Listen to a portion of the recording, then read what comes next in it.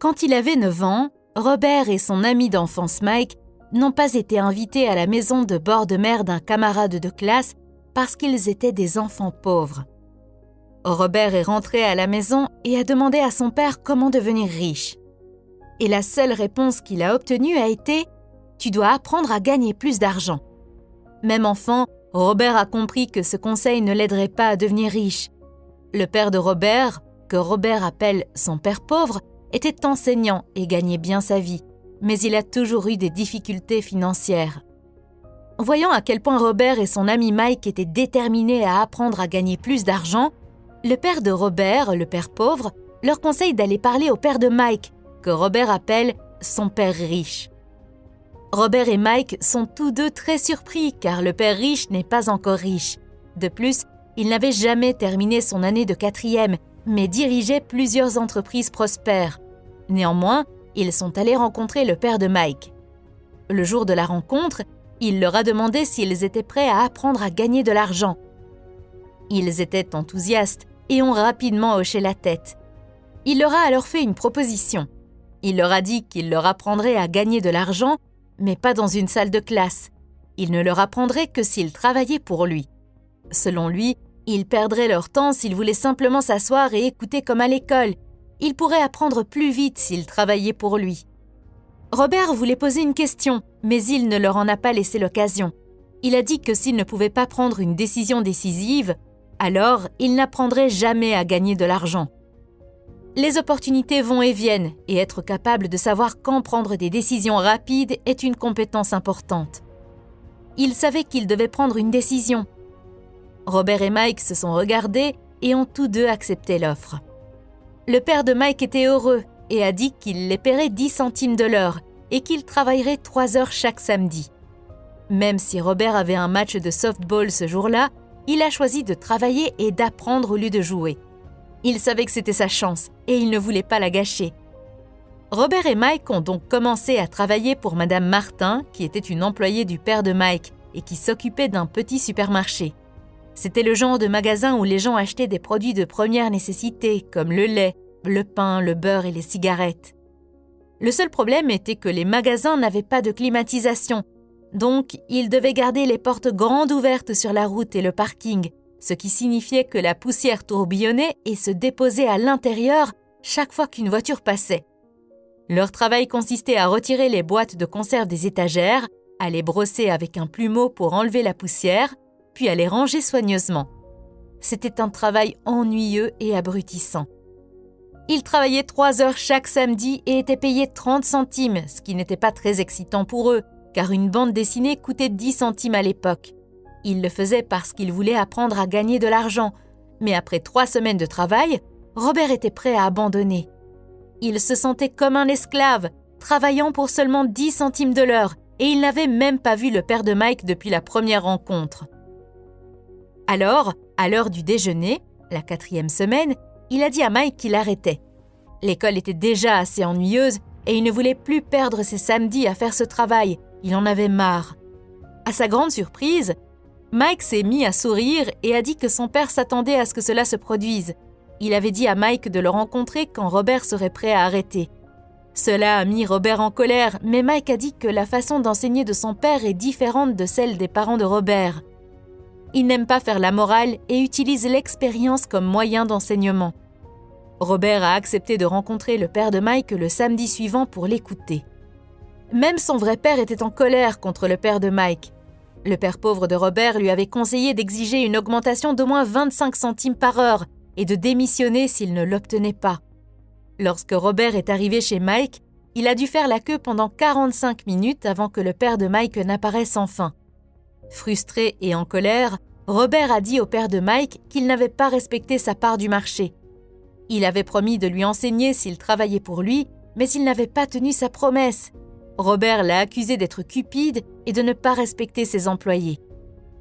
Il a demandé à Robert si enseigner signifiait parler ou donner une conférence, et Robert a répondu par un hochement de tête. Le père riche lui a dit que la vie est le meilleur professeur de tous et que la plupart du temps, la vie ne vous parle pas. Il explique que la vie nous bouscule souvent pour nous apprendre quelque chose. Certaines personnes se laissent pousser par la vie tandis que d'autres se défendent contre les mauvaises choses, comme leur travail, leur patron ou leur conjoint. Mais seules quelques personnes accueillent la poussée de la vie comme une opportunité d'apprendre et de grandir. Le père riche a dit qu'il avait plus de 150 employés, mais qu'aucun d'entre eux ne lui avait jamais demandé de leur enseigner l'argent. Il ne cherchait que des emplois et des salaires, sans jamais vraiment comprendre le but de leur travail.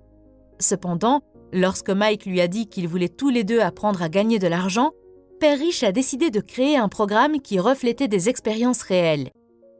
Il les a payés à peine 10 centimes de l'heure, ce qui les a d'abord mis en colère, mais il leur a expliqué qu'il voulait qu'ils fassent l'expérience de la pression de la vie pour qu'ils puissent comprendre ce qu'il essayait d'enseigner. Lorsque le père riche demanda à Robert ce qu'il avait appris en travaillant pour un salaire aussi bas, il s'est plaint de sa cupidité et de son manque de respect pour ses ouvriers. Il a même menacé de démissionner si son père riche ne le payait pas davantage ou ne lui enseignait pas plus. Le père riche a expliqué que la plupart des gens feraient exactement ce qu'il suggère, démissionneraient et chercheraient un emploi mieux payé. Cependant, cela ne résout généralement pas leurs problèmes. Il voulait que Robert comprenne qu'attendre une augmentation, en pensant que plus d'argent résoudrait ses problèmes, n'était pas la solution. La solution est de faire travailler l'argent pour vous. Robert commençait lentement à comprendre la leçon que le père riche essayait d'enseigner. Le père riche a demandé si Robert avait toujours la passion d'apprendre. Quand Robert a répondu oui, il lui a dit qu'il fallait arrêter de le payer pour le travail au magasin. Robert est confus, il est venu pour une augmentation, mais maintenant il va travailler gratuitement. Le père riche lui dit que s'il veut gagner plus d'argent, il doit utiliser sa tête et trouver une solution.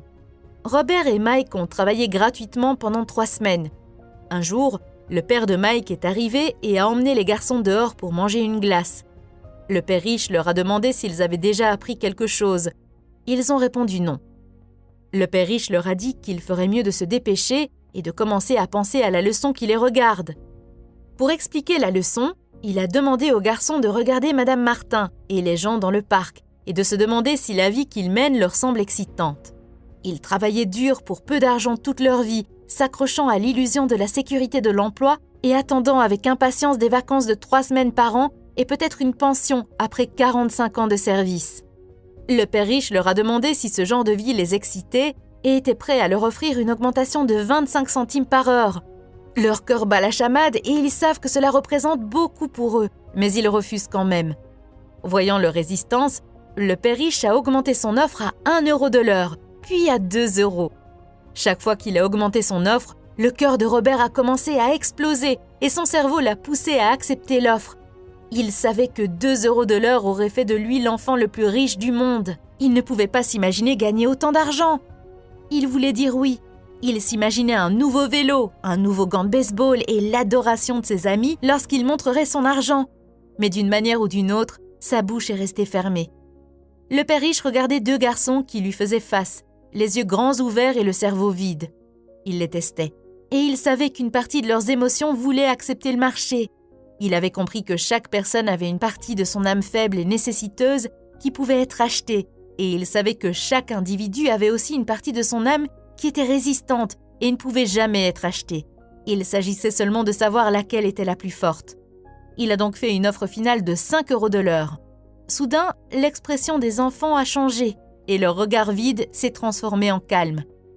Ils ont senti leur tentation disparaître dans la seconde. Ils ont senti que la partie de leur âme qui était faible et nécessiteuse était réduite au silence et prise en charge par une partie qui n'avait pas de prix. Le père riche a dit que c'était bien qu'il n'ait pas de prix. La plupart des gens en avaient un parce que leurs vies sont contrôlées par la peur et la cupidité. La peur d'être sans argent les fait travailler dur et gagner un salaire. Mais une fois qu'ils ont cet argent, l'avidité les fait penser à toutes les choses qu'ils pourraient acheter, ce qui les fait avoir besoin de plus d'argent, ce qui les fait dépenser plus et travailler plus. C'est ce que le père riche appelle la course au rat. Mike a demandé s'il y avait un autre moyen, et le père riche a dit que oui, mais que peu de gens le connaissaient. Mike voulait savoir ce que c'était, et le père riche a dit qu'ils l'apprendront en travaillant avec lui sans être payés. Mike a demandé un indice, et le père riche a répondu que la première étape était de dire la vérité. Lorsqu'on lui demande quelle vérité, il répond qu'il s'agit de ce qu'ils ressentent et qu'ils doivent se l'avouer à eux-mêmes, pas aux autres. Le père riche a exprimé des doutes quant à la capacité des personnes qui travaillaient pour lui à confesser leur vérité. Au lieu de cela, ils ressentent la peur de ne pas avoir d'argent et réagissent de manière émotionnelle plutôt que logique. Ils n'affrontent pas leurs peurs et leurs émotions contrôlent leur cerveau. Ils travaillent pour gagner de l'argent en espérant que cela soulagera leurs peurs, mais ce n'est jamais le cas. L'argent gouverne leurs émotions et leurs âmes, mais ils refusent de reconnaître cette vérité. Le père riche les a exhortés à éviter ce piège, affirmant qu'être riche ne résout pas le problème. Lorsqu'on lui a demandé pourquoi, il a présenté l'autre émotion clé, le désir. Il est courant que les gens désirent des choses meilleures, plus belles ou plus excitantes. Ils travaillent souvent pour l'argent parce qu'ils pensent que cela les rendra heureux, mais le bonheur que procure l'argent est de courte durée. De nombreuses personnes riches sont en fait motivées par la peur, pensant que l'argent les sécurisera. Cependant, ils finissent par avoir peur de tout perdre, ce qui les rend plus anxieux que lorsqu'ils étaient pauvres. Les émotions contrôlent souvent nos pensées et la peur peut nous amener à prendre des décisions qui ne résolvent pas le vrai problème. Par exemple, lorsqu'une personne a peur de ne pas avoir assez d'argent, elle peut penser que la seule solution est de trouver un emploi. Mais en réalité, un emploi n'est qu'une solution temporaire à un problème à long terme. Il est important d'apprendre à penser par soi-même et à ne pas laisser nos émotions nous contrôler. Le père riche a dit qu'il a vu de l'espoir lorsque les 2 garçons ont accepté de travailler gratuitement. Ils ont également fait le premier pas en résistant à leurs émotions lorsque le père riche les a tentés avec plus d'argent. Ils apprenaient à penser en dépit de leur charge émotionnelle. Il leur a dit de continuer à travailler et que plus vite ils oublieraient le besoin d'un salaire, plus facile serait leur vie d'adulte. Il les a encouragés à continuer à utiliser leur cerveau, à travailler gratuitement, et bientôt leur esprit leur montrera des moyens de gagner de l'argent bien au-delà de ce qu'ils pourraient jamais leur payer. Ils seraient capables de voir des choses que les autres ne verraient pas. Dès qu'ils verront une opportunité, ils la verront pour le reste de leur vie. Les garçons ont suivi les conseils du père riche et ont rapidement vu une opportunité dans la création d'une bibliothèque où les enfants pourraient payer un droit d'entrée et lire autant de bandes dessinées qu'ils le souhaitaient.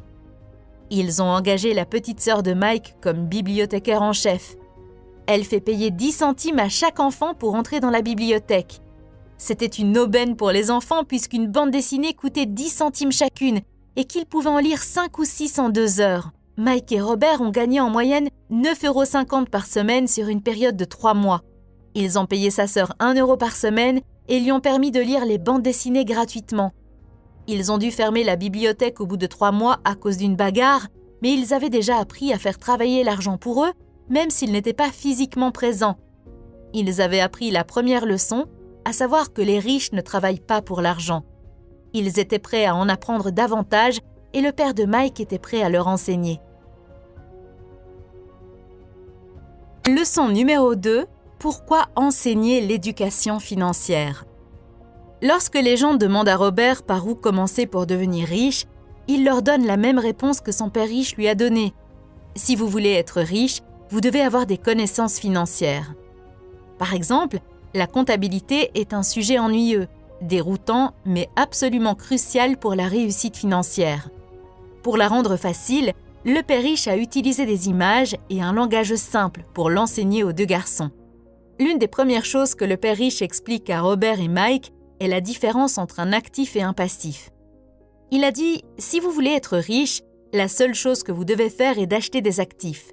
C'est tout ce que vous avez besoin de savoir pour devenir riche. » Mais bien que ce soit si simple, c'est quelque chose que beaucoup de gens ne comprennent pas. Lorsque le père riche l'a expliqué pour la première fois à Robert et Mike, ils ont pensé qu'il plaisantait parce que le concept était si simple. Comment les adultes ne peuvent-ils pas comprendre ça? Tout le monde ne devrait-il pas être riche? Le problème est que la plupart des gens ont été éduqués différemment par des banquiers, des planificateurs financiers et autres. Ils doivent donc désapprendre ce qu'ils pensent savoir. Et à cause de cela, ils achètent des passifs en pensant que ce sont des actifs. Robert utilise des définitions simples pour l'actif et le passif. L'actif est quelque chose qui met de l'argent dans votre poche et le passif est quelque chose qui retire de l'argent de votre poche. Voici le schéma de flux de trésorerie d'un actif. La partie supérieure du diagramme est un compte de résultats. Il mesure les revenus et les dépenses, les entrées et les sorties d'argent. La partie inférieure du diagramme est un bilan. Il est censé équilibrer l'actif et le passif. Les actifs augmentent votre revenu. Ils mettent de l'argent dans votre poche. Par exemple, si vous avez une maison et que vous la louez, c'est un actif, parce qu'elle met de l'argent dans votre poche chaque mois. Et voici le schéma de flux de trésorerie d'un passif. Un passif vous prive d'argent. Si vous voulez être riche, vous devez éviter les dettes et acheter plus d'actifs. Grâce à ces diagrammes simplifiés, vous pouvez facilement voir comment chaque personne gère son argent. Robert dit que souvent, les personnes endettées pensent que la réponse à leurs problèmes est de gagner plus d'argent. Mais non seulement l'argent ne résout pas toujours les problèmes, mais il peut les aggraver. C'est pourquoi de nombreuses personnes qui reçoivent une manne soudaine, par le biais de la loterie ou d'un héritage, la dépensent rapidement. Une augmentation de l'argent liquide n'entraîne qu'une augmentation des dépenses. Ce qui manque à tant de gens, c'est une éducation financière. C'est la raison pour laquelle ils peuvent finir par réussir dans leur profession, mais avoir encore des difficultés avec l'argent. Ils ont peut-être appris à gagner de l'argent, mais pas à le gérer. Les gens peuvent être très intelligents et pourtant être analphabètes en matière de finances. Ils ont appris à travailler dur pour gagner de l'argent, mais pas à faire travailler leur argent dur pour eux. Beaucoup de gens croient encore que leur maison est un actif, mais Robert enseigne qu'une maison est un passif, car elle vous prive d'argent par le biais des impôts et d'autres dépenses. Cela ne signifie pas que vous ne pouvez jamais acheter une maison. Vous pouvez le faire, bien sûr, mais assurez-vous d'acheter d'abord des actifs qui généreront le flux de trésorerie nécessaire pour payer la maison. Robert dit que si vous voulez devenir riche, tout ce que vous devez faire est d'acheter plus d'actifs générateurs de revenus, de maintenir vos dettes et vos dépenses à un niveau bas. Et quand saurez-vous que vous avez déjà assez de richesse? Robert utilise la définition suivante de la richesse. La richesse, c'est la capacité d'une personne à survivre tant de jours à venir. Ou, si j'arrêtais de travailler aujourd'hui, combien de temps pourrais-je survivre? Une autre façon de le dire, la richesse est la mesure du flux de trésorerie de la colonne des actifs par rapport à la colonne des dépenses. Lorsque vos actifs génèrent suffisamment de revenus pour couvrir vos dépenses, vous êtes riche, même si vous ne l'êtes pas encore. Leçon 3. S'occuper de ses affaires. Un ami de Robert a entendu Ray Kroc, le fondateur de McDonald's, parler à l'Université du Texas en 1974.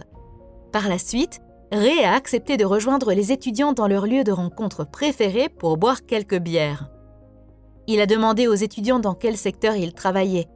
Ils ont d'abord ri, puis ont répondu qu'il s'agissait bien sûr de vendre des hamburgers. Mais Ray leur dit qu'il n'est pas dans le secteur des hamburgers, mais dans celui de l'immobilier.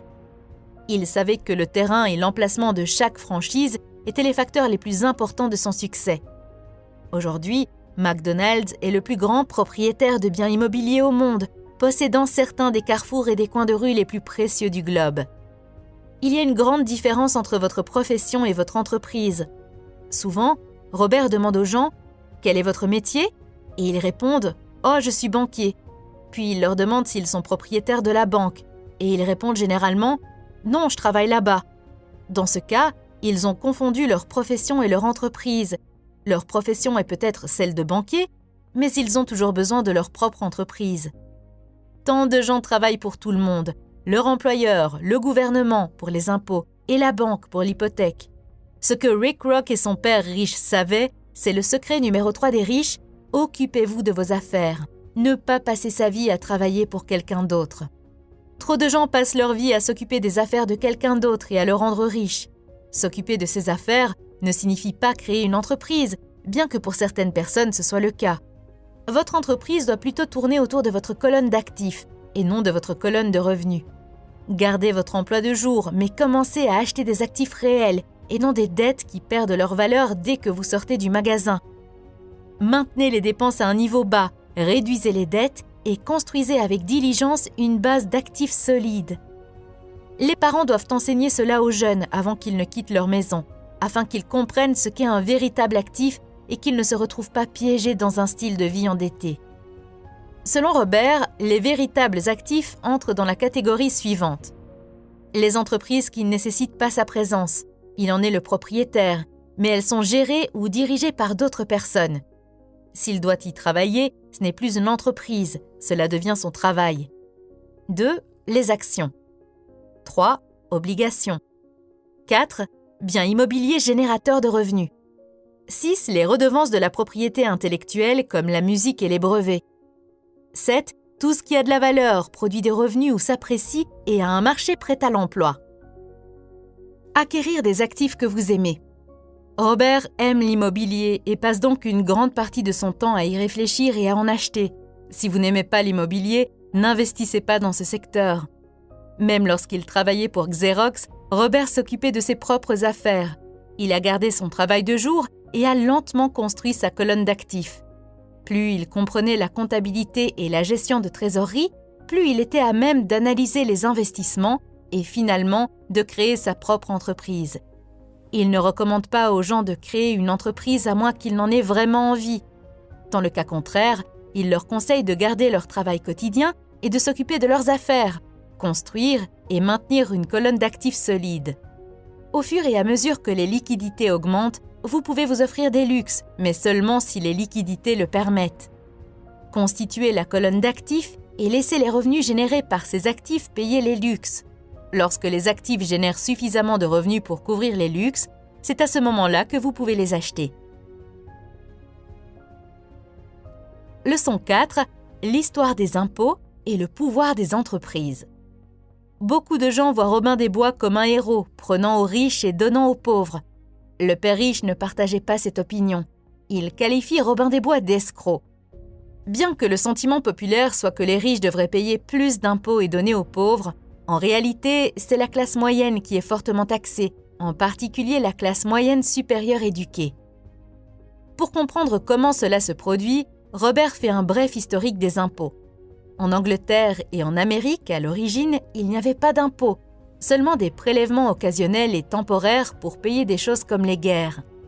En 1874, l'Angleterre a fait de l'impôt sur le revenu un prélèvement permanent sur ses citoyens, et en 1913, l'Amérique a rendu l'impôt sur le revenu permanent.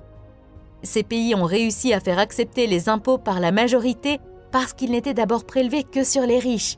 Cependant, bien que l'impôt sur le revenu ait été conçu pour punir les riches, il a fini par punir ceux qui avaient voté pour lui, les pauvres et la classe moyenne.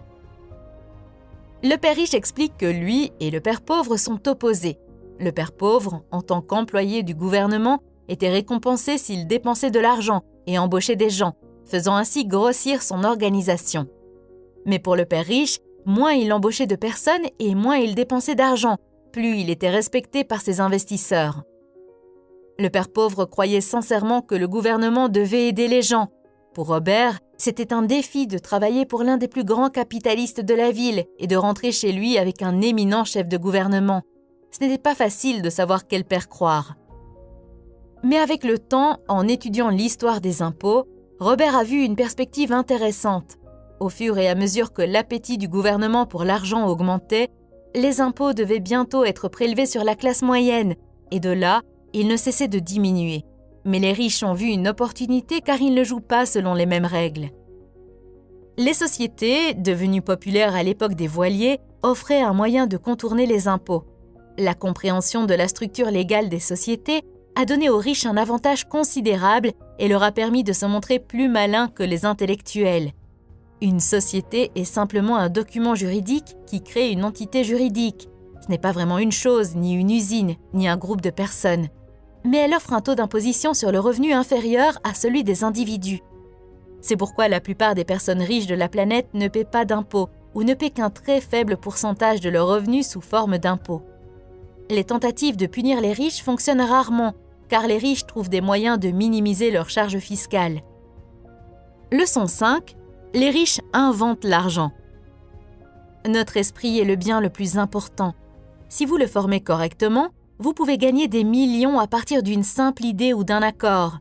Si vous augmentez votre intelligence financière, vous commencerez à voir des choses que les autres ne voient pas. En d'autres termes, vous commencerez à inventer l'argent. Par exemple, au milieu des années 1990, l'économie de l'Arizona, aux États-Unis, était terrible. Alors que la plupart des gens étaient effrayés et avertis du crash économique, Robert et sa femme, Kim, ont gagné beaucoup d'argent. Robert donne l'exemple de l'achat d'une maison de 75 000 € pour 20 000 €. Il devait mettre 2 000 € comme acompte, mais ils ne les avaient pas. Alors, ils ont demandé à un ami de leur prêter 2 000 € contre une commission de 200 €. L'ami a accepté, et pendant que l'achat était en cours, Robert a publié une annonce annonçant la même maison de 75 000 € pour seulement 60 000 € et n'exigeait aucun acompte de la part des acheteurs. Dès que la maison a été légalement à lui, il l'a vendue en quelques minutes et les 40 000 € ont été créés presque à partir de rien. Temps de travail total, 5 heures. Ce que cet exemple simplifié illustre, c'est comment les idées peuvent créer des centaines de milliers de dollars si vous améliorez votre intelligence financière et voyez ce que les autres manquent. Robert dit « Les marchés montent et descendent et les investissements vont et viennent. Le monde vous offre toujours des opportunités de vie. Vous devez simplement être capable de les voir. Plus vous développez votre intelligence financière, ce qui prend du temps, plus les opportunités qui s'offrent à vous sont nombreuses.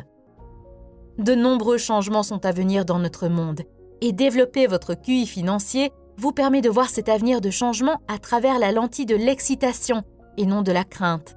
Vous verrez les opportunités et agirez en conséquence, contrairement à ceux qui laissent leur peur les maintenir sur la touche en regardant les autres avancer avec audace. Par exemple, la terre était une richesse il y a 300 ans. Plus tard, la richesse était dans les usines et la production. Aujourd'hui, la richesse réside dans l'information. Mais l'information circule dans le monde à la vitesse de la lumière et ce processus sera de plus en plus rapide et spectaculaire au fil du temps. Leçon numéro 6.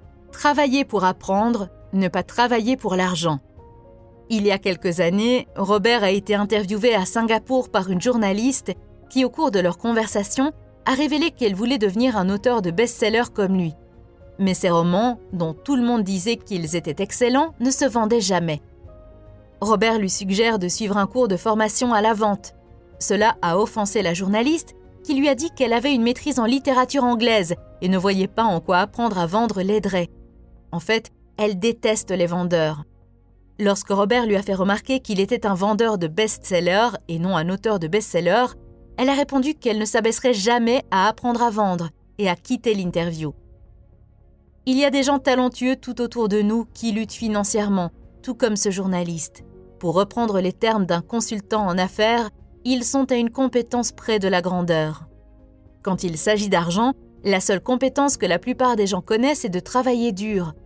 Si cette journaliste suivait des cours de vente puis trouvait un emploi dans une agence de publicité, elle en apprendrait beaucoup sur la vente et pourrait ensuite utiliser ses connaissances pour vendre plus de romans.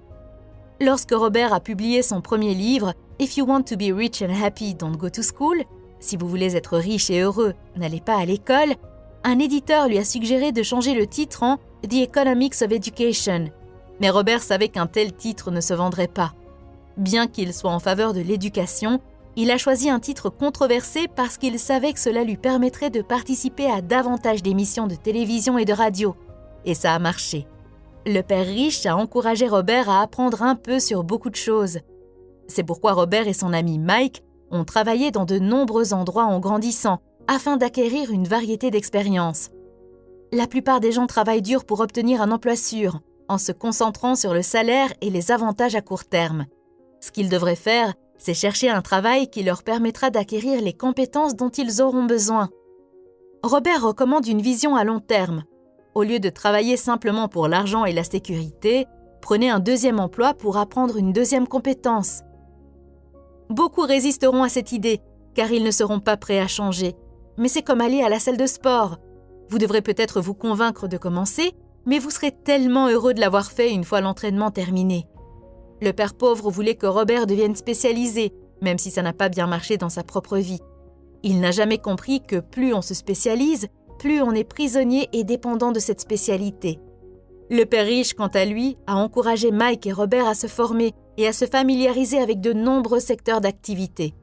Selon Robert, les principales compétences nécessaires pour réussir sont 1. La gestion des flux de trésorerie, 2. La gestion des systèmes et 3. La gestion des personnes. Et les compétences spécialisées les plus importantes sont la vente et le marketing. Robert travaille constamment sur ses compétences en suivant des cours ou en achetant des ressources éducatives pour élargir ses compétences. Leçon 7. Surmonter les obstacles. Les 4 principales raisons pour lesquelles les personnes ayant des connaissances financières ne parviennent toujours pas à développer un flux de trésorerie abondant sont les suivantes. 1. La peur. 2. Le cynisme. 3. La paresse. et 4 les mauvaises habitudes. Examinons chacune d'entre elles. Surmonter la peur. Personne n'aime perdre de l'argent. Les seules personnes qui n'ont jamais perdu d'argent en investissant sont celles qui ne l'ont jamais fait. Tout le monde a peur de perdre de l'argent. La différence est la façon dont vous gérez la peur et la perte. La principale différence entre une personne riche et une personne pauvre est la façon dont elle gère cette peur. Robert dit « Je n'ai jamais rencontré une personne riche qui n'ait pas perdu d'argent. » Mais il ne laisse pas la peur de perdre les mettre hors jeu. La plupart des gens jouent pour ne pas perdre, alors qu'ils devraient jouer pour gagner. Et c'est pourquoi tant de gens ont des difficultés financières. Ils ont peut-être un portefeuille sûr, raisonnable et équilibré, mais ce n'est pas un portefeuille gagnant. Ils jouent pour ne pas perdre. Par exemple, un portefeuille équilibré n'est pas une mauvaise chose, mais il ne vous aidera pas à gagner gros. Ce n'est pas ainsi que les investisseurs prospères jouent le jeu. Vous devez être un peu déséquilibré au début et mettre vos œufs dans quelques paniers et vous concentrer sur eux. Surmonter le cynisme. Qu'il s'agisse de notre propre doute ou des doutes d'autres personnes dans notre vie, nous laissons souvent ce doute nous empêcher d'agir. Nous jouons la sécurité et les opportunités nous échappent.